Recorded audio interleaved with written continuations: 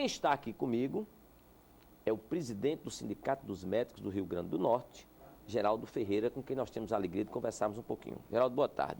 Boa tarde, Luiz Almir. Boa tarde aos telespectadores da Ponta Negra. Geraldo, essa greve, em que pé se encontra hoje a greve da saúde? Olha, eu poderia lhe dizer que hoje nós estamos no impasse. Apesar de nós termos tentado repetidas vezes sair desse impasse. Os gestos de conciliação têm sido do sindicato médico. Os do governo têm sido de protelação. Na verdade, nós tivemos a oportunidade, envolvemos todas as possibilidades, colocamos na mesa várias alternativas, mas até o momento o governo se atém a cálculos financeiros e não chegou. Se você me perguntar, chegou alguma proposta do governo até esse momento? Não. Houve contatos telefônicos, algumas reuniões com o secretário, uma reunião com a administração e o planejamento, mas sequer uma proposta foi formalizada. Qual é a real proposta que o sindicato hoje está pedindo ao governo? Olha, a proposta do sindicato médico é do piso salarial nacional. Na verdade, o pleito dos médicos é o que está em votação no Congresso Brasileiro, que é de R$7.000 para 20 horas trabalhadas. Aí se diz, bem, qual é o salário atual? É miserável, né? Hoje nós temos um salário de R$1.050 e uma gratificação de R$550. Na verdade, é miserável comparado com o que a gente pleiteia. É possível se atingir aquele piso? Sem dúvida. O Piauí, nós tivemos agora o exemplo do Piauí, que não precisou nem a greve, o bom senso prevaleceu. Nós tivemos na Prefeitura de Teresina e no governo do estado do Piauí um acordo com os médicos atendendo as reivindicações. Apenas um detalhe, como a gente sabe que fornecer de uma vez, às vezes é difícil, foi parcelado em 4 etapas. Vocês estão fazendo a mesma proposta que o Piauí? Nós enviamos na sexta-feira para o secretário essa proposta. E alguma luz no final do túnel para se ter uma conversa, uma rodada de negociação? Olha, o secretário achou bem interessante, né? Como ele sente que numa primeira fase não vai atingir o que a gente quer, e como nós já reiteradas vezes lhe dissemos também que a proposta inicial discutida por telefone que ele fez dificilmente porá fim à greve, então a alternativa é chegarmos a um meio termo, parcelado em 2 ou 3 ou 4 etapas, mas que consiga atingir um mínimo necessário para equiparar o Rio Grande do Norte com outros estados. Porque é muito importante, Luiz, a sociedade saber o seguinte, há uma fuga hoje de médicos da rede pública. Especialidades como anestesia, neurocirurgia, ortopedia, terapia intensiva, neonatologia, essas especialidades, o governo já não enche suas escalas. Bruno, pelo tweet, chegou o seguinte: como o senhor avalia a situação pelos profissionais da SAMU? Eles, a SAMU, eles dizem que ao chegar nos hospitais são agredidos verbalmente por funcionários, por médicos do Estado. Procede isso? Se houver, não é aconselhado pelo sindicato, nem o médico, nem o dos servidores da saúde. Agora é importante saber o seguinte, uma greve, eles são funcionários também, né? São funcionários do Estado. É importante saber que numa greve o sentimento coletivo, ele se sobrepõe ao sentimento individual. Então é preciso que os colegas do SAMU, eu não sei se trata apenas dos funcionários de nível médio, ou seja, qual for, mas é preciso que eles sintam que eles fazem parte de uma categoria e de uma coisa maior do que eles próprios. Então, o sindicato dos servidores da saúde ou o sindicato médico tem o legítimo direito de tentar um convencimento, até de uma forma de pressão suave, né? Sem exageros. Mas é um direito do sindicato e faz parte dos mecanismos de uma greve. E aqui um professor diz assim, você não acha que um salário de 7 mil não é descabido? Nós, professores, trabalhamos muito e só ganhamos R$900. Existe esse 7 mil? Os 900 dos professores, eu queria me dizer que eu sou... É muito pouco, muito. Eu me solidarizo. Inclusive, esse problema, o colega, não sei se é do nível médio ou superior, para você ver os absurdos, Luiz. Eu sou médico da universidade. Um professor da universidade que deveria ganhar 2 ou 3 vezes o que eu ganho é invertido na universidade, que a essência é ensinar. Aí, o médico da universidade recebe mais do que o professor em final de carreira.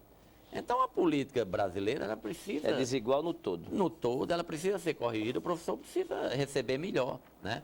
Agora, quanto aos 7 mil, só para você ter uma ideia, e o colega professor também, o piso salarial que está sendo votado para o militar em início de carreira é de R$ 4.500. Então, o Brasil, inegavelmente, está vivendo uma fase nova, né? Há mais recursos e riqueza no país e isso precisa chegar ao trabalhador.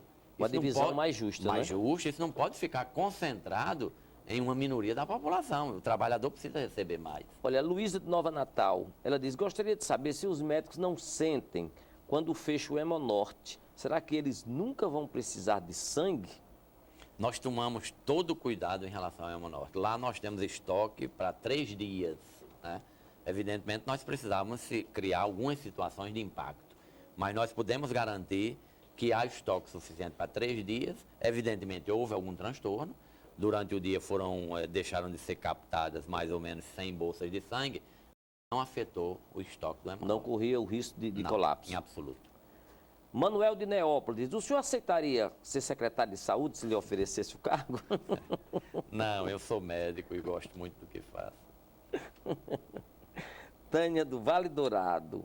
Quando Porque, vão- Luiz, me permita só o seguinte, tem uma coisa bem interessante, você já deve ter ouvido essa história também, Lúcio Flávio era um bandido, né? Ele dizia, bandido é bandido, polícia é polícia, né? Aí do mesmo jeito eu digo, movimento sindical é movimento sindical, classe política é classe política. Quando mistura muito, e a gente sabe que há muitos sindicatos aparelhados, eu acho que perde a essência do movimento de classe. Agora, houve algumas paralisações em alguns hospitais. Essa questão da paralisação já encerrou? A greve continua sem paralisação ou ainda poderá acontecer outras paralisações em hospitais do nosso estado?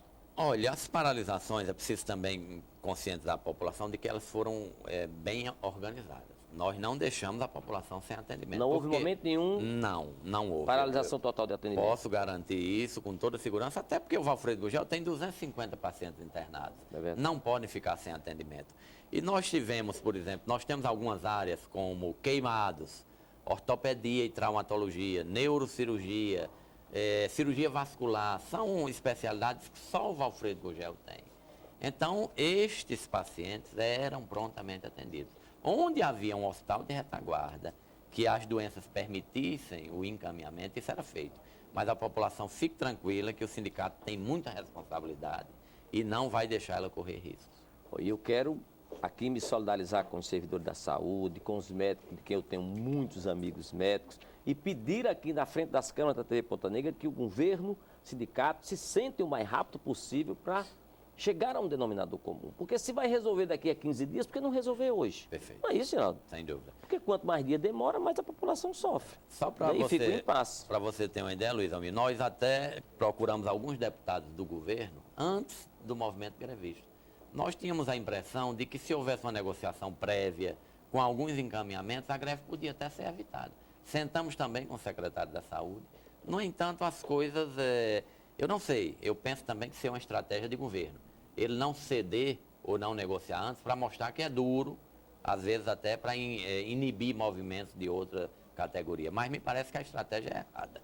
Não é Vamos a pedir a Deus que seja o contrário, que se haja um entendimento para acabar com a greve, Perfeito. né? Sem Geraldo, muitíssimo obrigado pela a tua você presença também. aqui nos 60 Minutos. Obrigado. Olha, eu quero dizer que a matéria da Microlins, que foi exibida há pouco, aqui nos 60 Minutos, é de um curso, de uma unidade que fica na Prudente de Moraes. O telefone da Microlins é